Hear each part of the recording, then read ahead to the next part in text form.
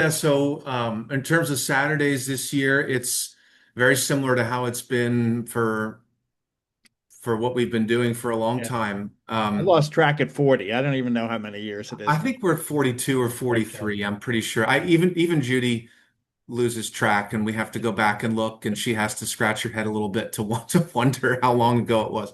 Yeah. Um, so yeah, we focus on music that's really danceable and that's familiar. We find that that's what the people who are coming to Saturday nights want to hear.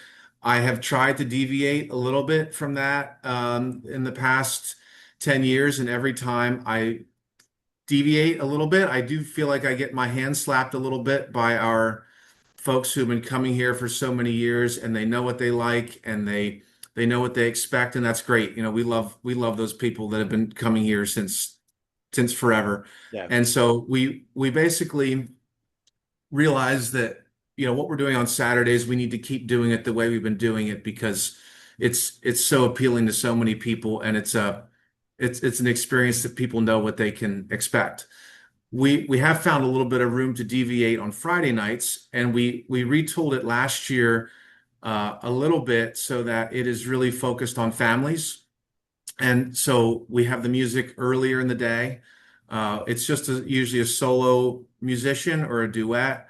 There's no admission charge, and we really try to provide things that are appealing to families. I know having young kids, I personally like to get out on Fridays because it's just like get me out of here. And so I think about what I would want personally, like with young kids getting out. I want a place where my wife and I can relax, but also somewhere where the 3-year-old can run around and be a little bit free. We don't have to worry about, safety or, I mean, or things like that. So, we have the space that we can do that. Mhm. Um, and we saw that be fairly successful last year. We had really good response to what we did on Fridays. So we have non-alcohol wine slushies, hay rides, bubble machine, hula hoops, fun things for kids to do when they come out here. And of course, it's a great environment for the parents to relax too.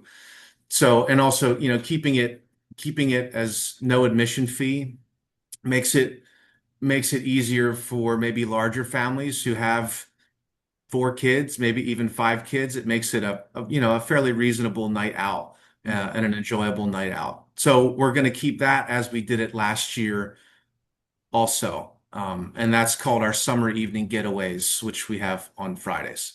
And times on that starts at what, 6? We start the music at, I don't want to tell you wrong, so I better look it up.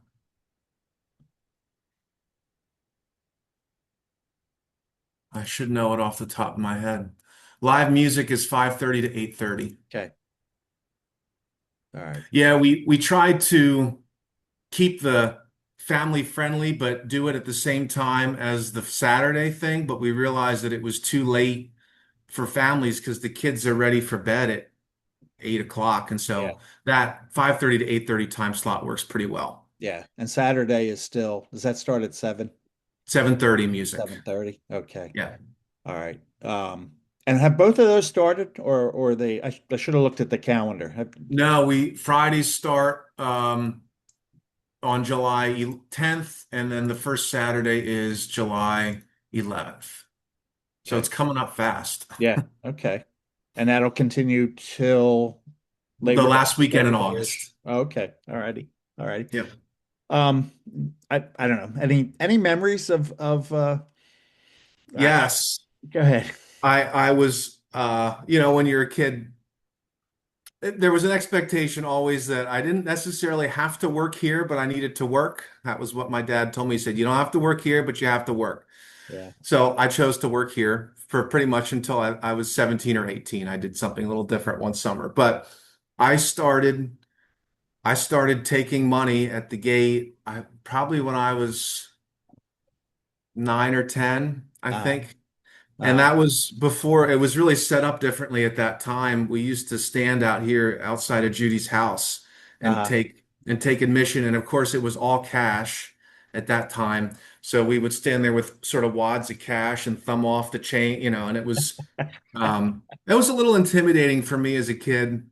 But the way my dad was, he said, "Here you go," and he would push you into it, and you just sort of figured it out. And Yeah. that was good because that's how you learn. You learn by doing. You don't always learn by just being showed what to do. You have to do it with your own hands to learn how to do it. And I remember at that time, it was probably the first year I did that. My grandfather was still alive.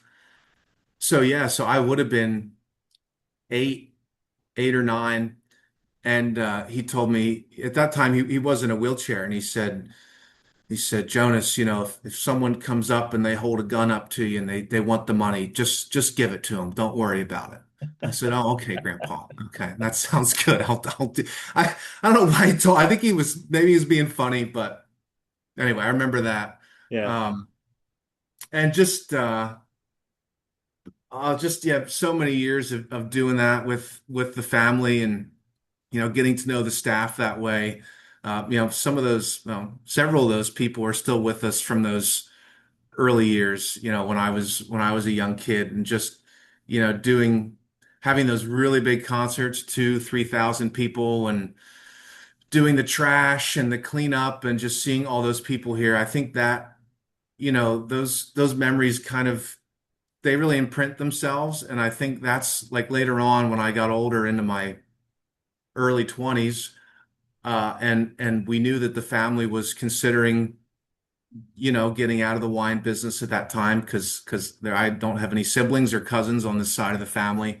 Right.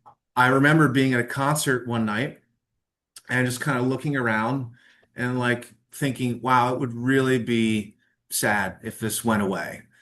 And I just remember thinking, I don't know if I can let that happen. I mean, if there's something I can do to keep this going, I should really do that because that's an important part of a lot of people's lives coming out here during the summer. I mean, it's something that a lot of people do and do have done year over year for decades. So it just seemed like something important to keep going. So I think those early memories definitely had an effect. And at the time I didn't realize it, of course, because you're a Right. kid, you don't realize that sort of thing.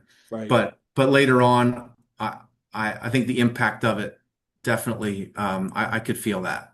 Yeah. Yeah.